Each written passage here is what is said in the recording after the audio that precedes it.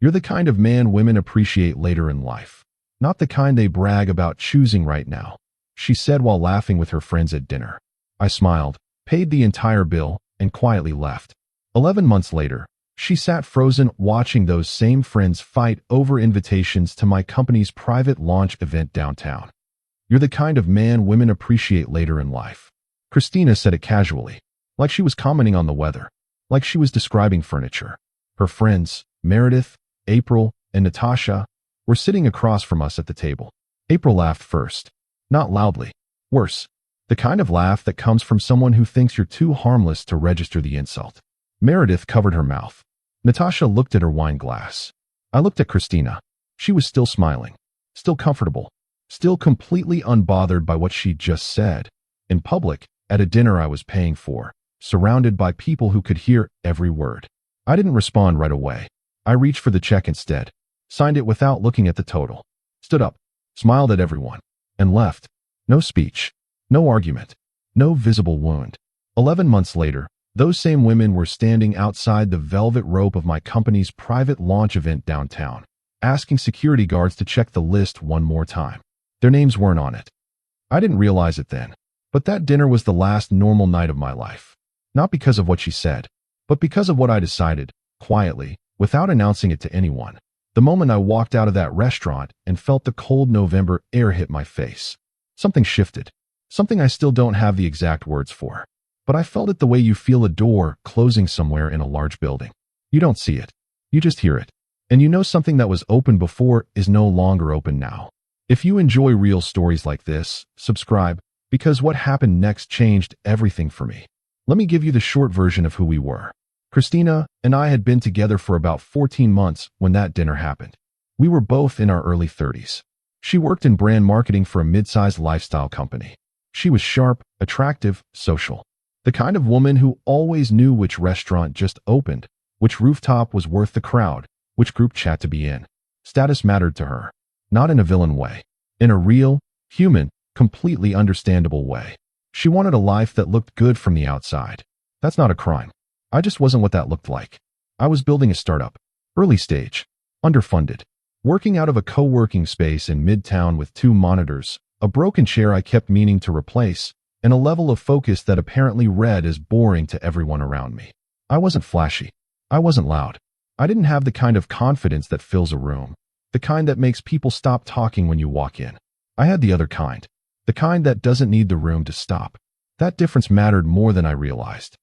Her friend group was the real architecture of our relationship. I should have understood that earlier. Meredith was the one who never liked me. She didn't hide it particularly well either. She had this way of asking questions that were shaped like compliments. "Oh, you're still working on that app thing? That's so dedicated." The pause before dedicated was doing all the real work. Meredith wanted Christina to be with someone she could point to, someone with a title on LinkedIn that made other women react. I was not that. April was different. April was the quiet one in the group. She didn't say much at dinners. She watched more than she spoke. A few times, and I noticed this even when I didn't mention it, she'd look at me in the middle of the table conversation with something in her eyes that wasn't pity. It was closer to recognition, like she saw something the others were too busy talking to notice. I didn't know what to do with that. I filed it away. Natasha was the wild card. She was whoever the room needed her to be. Agreeable when agreement felt safe. Critical when criticism was the group's mood. She didn't have strong opinions about me either way, until later, when having strong opinions became useful. Then she had very strong opinions. I'll get to that. The first time I really felt it, the distance between what I was and what she wanted, was about 5 months in. We were at a fundraiser event, a mutual friends charity thing. Nice venue, open bar, the usual network and be seen circuit that Christina loved and I tolerated. There was a guy there, Marcus. I never learned his last name. Didn't need to. He was exactly the kind of man Christina talked about when she talked about ambition. He had a finance background, a second company that had just been featured in a business magazine, and the kind of ease with wealth that only comes from having had it long enough to stop noticing it. I watched Christina's energy change the moment someone introduced him at the table. Not dramatically. She didn't flirt. She didn't do anything you could point at. But there was a brightness in her that hadn't been there 60 seconds before. She laughed differently. She sat up slightly. She made a point of mentioning, in a very casual way, that she worked in brand development, which was technically true, but strategically reframed. I stood next to her the entire time. She didn't introduce me for 4 minutes.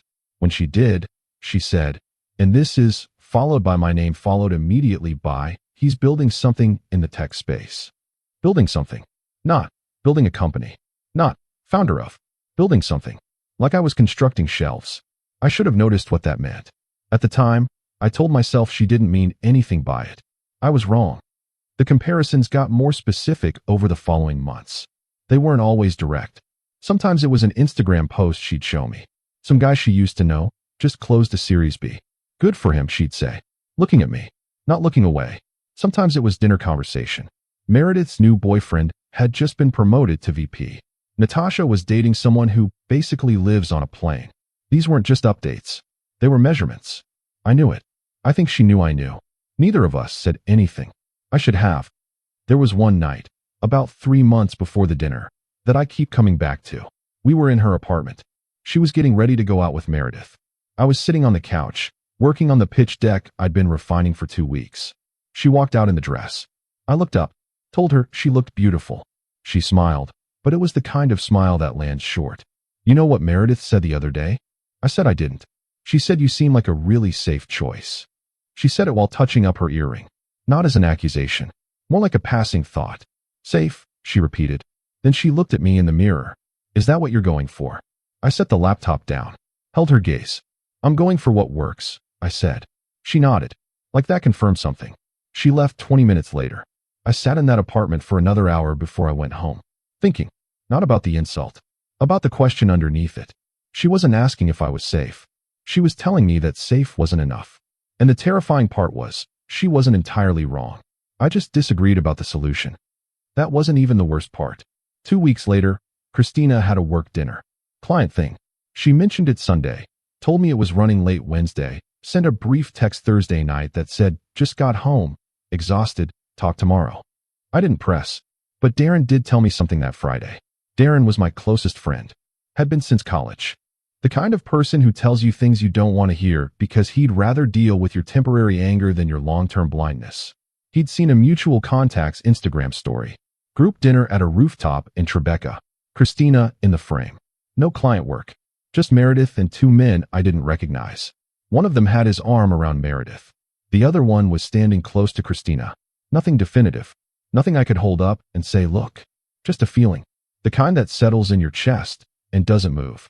I didn't confront her. I filed it. I kept working. 3 days later, things got noticeably colder. I want to be accurate here, because it would be easy to paint Christina as purely careless. She wasn't. There were real moments. Real conversations at 1 a.m. about things that actually mattered. She had a way of listening. When she chose to listen, that made you feel understood. I'm not pretending that wasn't real. But the version of me she wanted was a projection. She wanted the stability I represented without the process that created it. She wanted the result of the discipline without having to sit next to the discipline while it was working. And I think, somewhere underneath all of it, she was afraid that the process would never produce the result. That I would remain exactly what I was forever. She needed proof. I couldn't give it to her yet. That timing mismatch is the thing that actually ended us. The dinner happened on a Tuesday. Her idea. A new Italian place in the West Village that Meredith had been talking about for weeks. I made the reservation. We got there first. Meredith and Natasha arrived together. April came alone, a few minutes late. She gave me a quick look when she sat down. Something apologetic, though I didn't know why yet. The dinner was fine for the first hour. Wine, appetizers, the kind of surface-level conversation that feels good when no one's paying attention to the undercurrent. Then Meredith said something about a guy she'd seen on LinkedIn. Someone Christina had gone to grad school with. He'd just announced the acquisition of his company. 11-figure deal, Meredith said. Can you imagine? Then Christina looked at me. Not cruelly. Not deliberately. Just looked at me. Like she was doing math. And then, without quite planning it, I think she was half performing for Meredith. Half saying what had been building for months. She said it. You're the kind of man women appreciate later in life. Pause. Not the kind they brag about choosing right now. Meredith laughed. April looked at the table. Natasha examined her wine. I looked at Christina for a long moment. She was still smiling. Still comfortable. Still sitting across from me in a restaurant I had made the reservation for and was about to pay for. I didn't say anything. I reached for the check, signed it, stood up, said goodnight to the table. April was the only one who looked me in the eye when I left. There was something in her expression that looked almost like she wanted to say something. She didn't. I stepped outside, hailed a cab, went home, and that night, for the first time in months, I slept cleanly. No anxiety, no tension, no trying to figure out how to make the math work for someone who'd already moved the finish line. Just quiet. She texted at 11:47 p.m. You okay? You left kind of suddenly. I read it. Didn't reply. She called the next morning. I answered. The conversation was short. She said she didn't think what she'd said was that serious. I told her I wasn't angry. Then what are you? She asked. I thought about it. Done, I said. A long silence. Just like that. The dinner wasn't just like that, I said. The dinner was just the last one. She started to say something. I think she expected me to fill the silence, the way I usually did. I didn't. Eventually she said, I think we should talk in person. Sure, I said. We met at a coffee place near her apartment 2 days later. She looked prepared, like she'd organized her thoughts. I recognized the energy. It was the energy of someone who wants to do the breaking up, but needs it to feel mutual. She ordered, sat down, looked at me across the table. I think, she said carefully, that we want different things right now. I nodded. I need someone who's present, exciting, someone who makes me feel something I can't explain to my friends. She wasn't wrong. She was just describing a different person than me. You're dependable, she continued. The word landed soft and heavy at the same time. You're stable. You're mature. Women love that eventually. But right now it just doesn't feel like enough. Not enough. I sat with those two words, turned them over. Then I set my coffee down and looked at her. Okay, I said. She blinked. That's it. What else would there be? I don't know, she said. A reaction. Something. I'm not going to argue you into wanting to be with me, I said. The quietest I'd ever said anything. She looked at me for a moment, and something crossed her face that I couldn't read in the moment. Later, I'd understand it. It was the first flicker of doubt. She'd expected resistance. She'd expected me to fight for her. The absence of that fight, that calm, total absence, unsettled her more than any argument would have. But she couldn't say that. So she nodded, said something about always caring about me. I stood up, left the coffee on the table, said goodbye, walked out, didn't look back. I want to be honest. The next 3 weeks were not triumphant. I'm not going to tell you I walked out of that coffee shop and immediately transformed. I went home. I sat in the quiet for longer than was probably healthy. Some nights I picked up my phone and thought about calling her. I didn't. Not because I was above it. Because somewhere deeper than the pain, I understood. The version of me she'd want to call back was a smaller version. And I was done being that. My co-founder Leon was the first person to notice the change. Leon had built 2 companies before this one, both modest exits. Nothing explosive, but enough to give him a credibility I leaned on. He was the kind of person who didn't use 20 words when 5 worked. About a month after the breakup, he came into the co-working space, looked at me, and said, "Whatever happened, keep it." I asked what he meant. "You're working different," he said. "Not harder. Different." He went back to his screen. I thought about that for a long time. He was right, actually. Something had recalibrated. The startup, which had been moving at the particular pace of something constantly, almost working, started to lock in. Part of it was focus. Real focus. The kind that only happens when you stop splitting your attention between what you're building and whether the person next to you believes in it. Part of it was anger, if I'm being honest. Not at Christina. At the version of myself she'd been dating. The one who apologized for working late. The one who left the pitch deck open and closed the laptop when she walked in because he didn't want to seem unavailable. I was done performing accessibility. Curtis joined us in month 2 post-breakup. He was a product guy, genuinely brilliant. The kind of person who could look at a user flow and immediately tell you where people would stop caring. He came with his own chaos. High energy, strong opinions, a desk that looked like a natural disaster. But the work was sharp. By month 3, we had something. Not everything, but something real. A prototype that worked without apologizing. A deck that didn't feel like I was asking for permission. And an investor meeting, a real one, not a coffee chat, scheduled for the following Tuesday. I remember sitting in the car on the way to that meeting.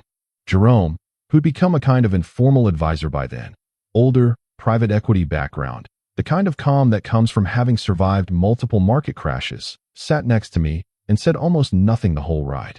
Just before we got out of the car, he looked over and said, "You don't need them to like you. You need them to see what you see. I carried that into the room. The meeting ran 40 minutes longer than scheduled. The investors didn't say yes that day, but they didn't say no. They scheduled a second meeting, then a third. I didn't tell anyone except Leon and Curtis. I wasn't ready for the information to travel. In the world Christina moved in, news moved fast. Someone always knew someone, and I wasn't interested in being talked about as a story with an uncertain ending. I'd rather be a story that arrived already finished. I should mention, because it matters, that Meredith reached out about 6 weeks after the breakup. Not obviously. She didn't text, "Hey, I heard you're single." It was softer than that. An Instagram comment on a photo Leon had tagged me in at a tech panel. "Oh wow, didn't know you were speaking at these things now. That's amazing." 3 exclamation points. I left it on read. Then, I will not pretend this didn't happen. I felt something that wasn't quite satisfaction. More like clarity. The same woman who had laughed at that dinner table was now using exclamation points. The math was already changing. She just didn't know it yet. Natasha's shift was more calculated.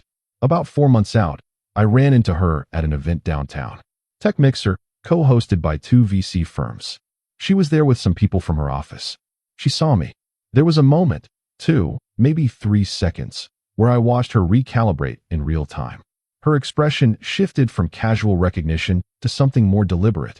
She came over, said it was good to see me, said I looked well, asked about the company, not with the slight condescension of before, but with actual curiosity.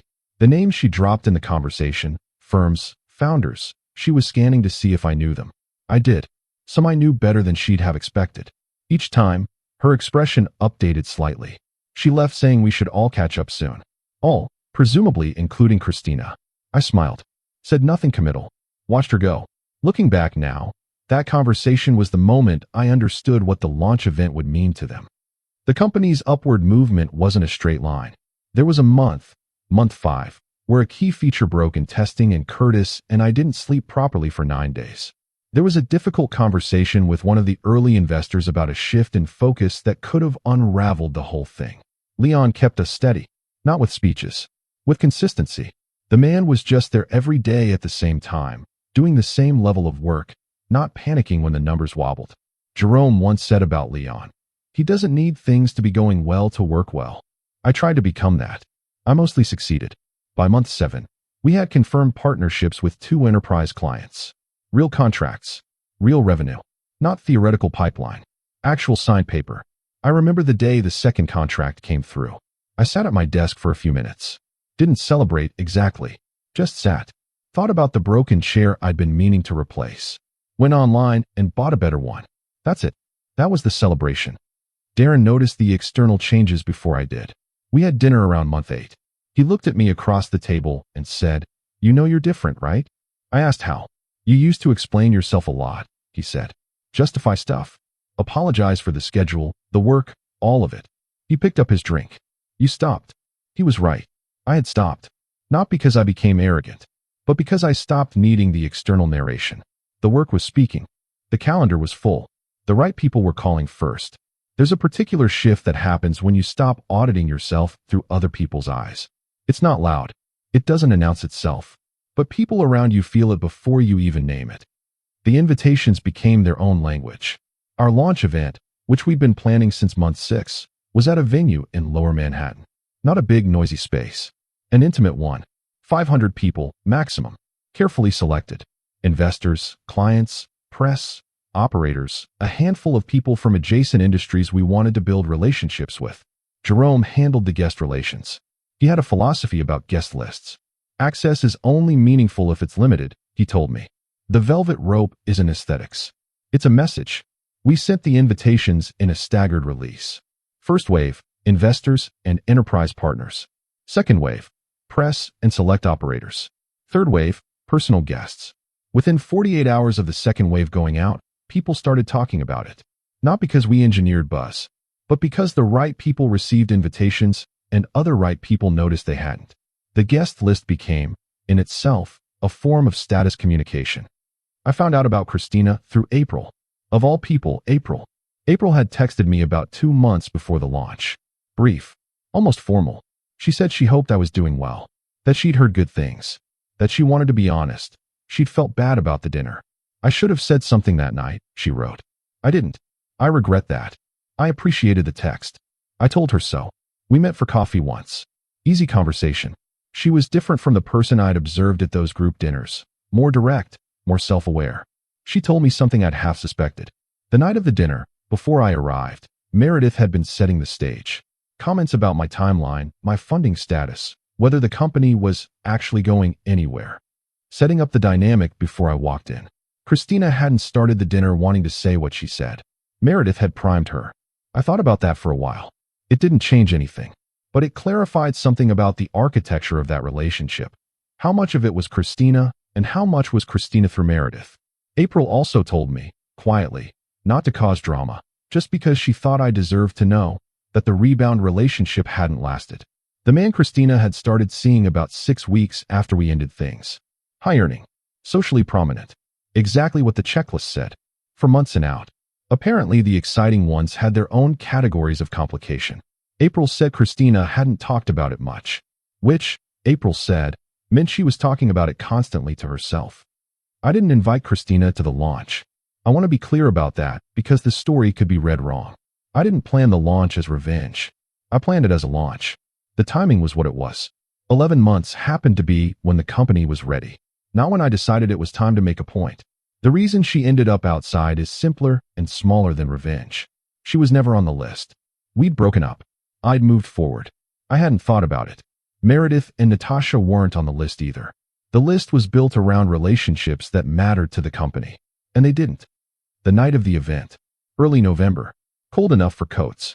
The venue was on the ground floor of a building in the financial district. Glass front, black awning.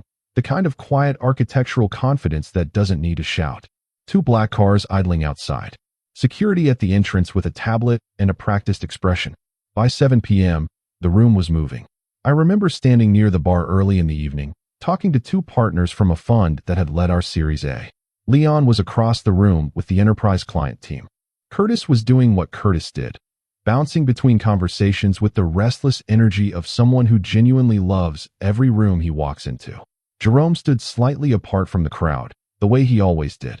Watching. Managing. I felt, for the first time in a long time, exactly right. Not performed. Not auditioned. Right. I had a brief moment where I thought about the broken chair in the co-working space. Where I'd been 11 months ago. What I'd looked like from the outside then. I didn't think about it long. Someone came over and the conversation continued. I found out what happened outside from 2 separate people. Jerome mentioned it with the casual tone he uses to deliver significant information. Leon told me the fuller version later.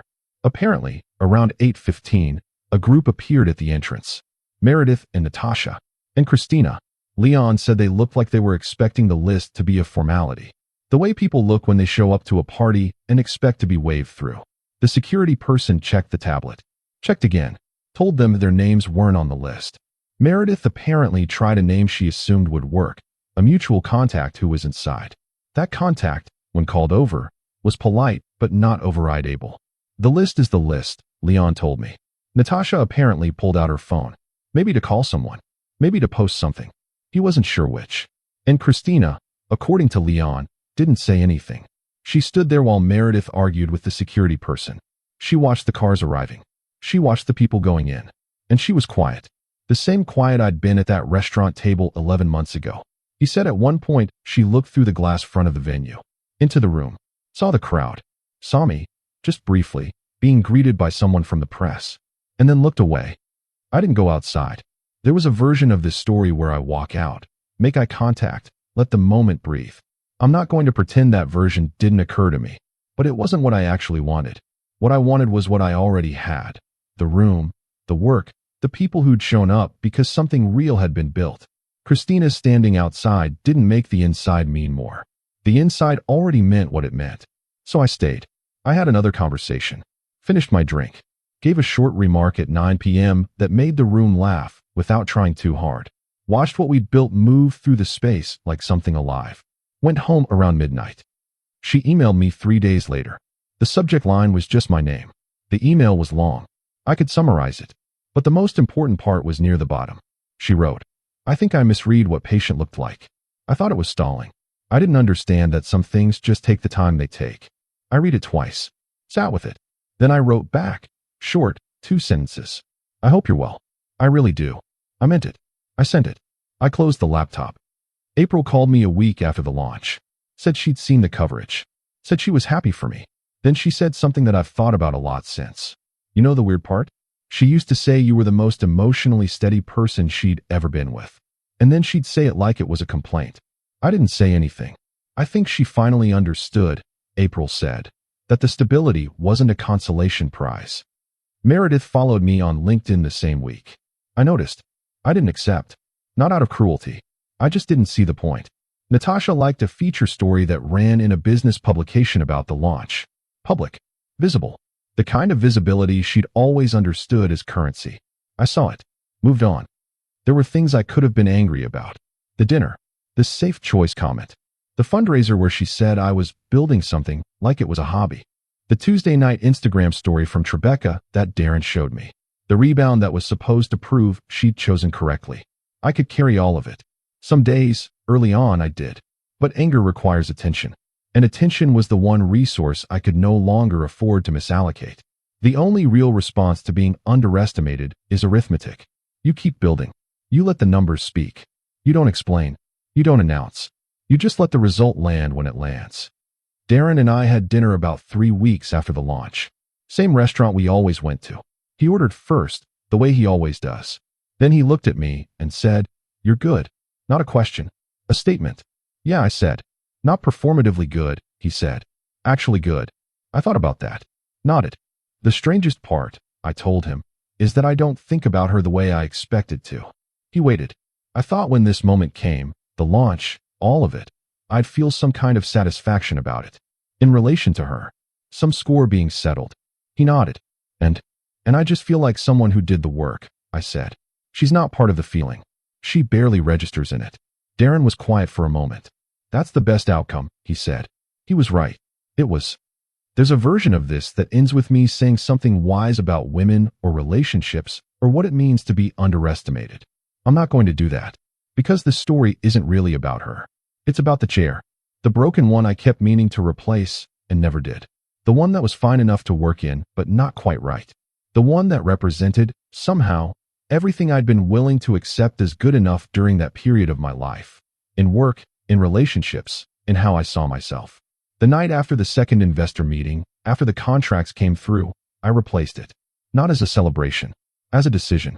The decision that good enough was no longer the standard. That's the story. Everything else. The dinner, the velvet rope, her standing outside looking in. That's just what happened when the standard changed. She wanted the version of me that other people finally noticed. But by then, I'd stopped needing her to notice at all.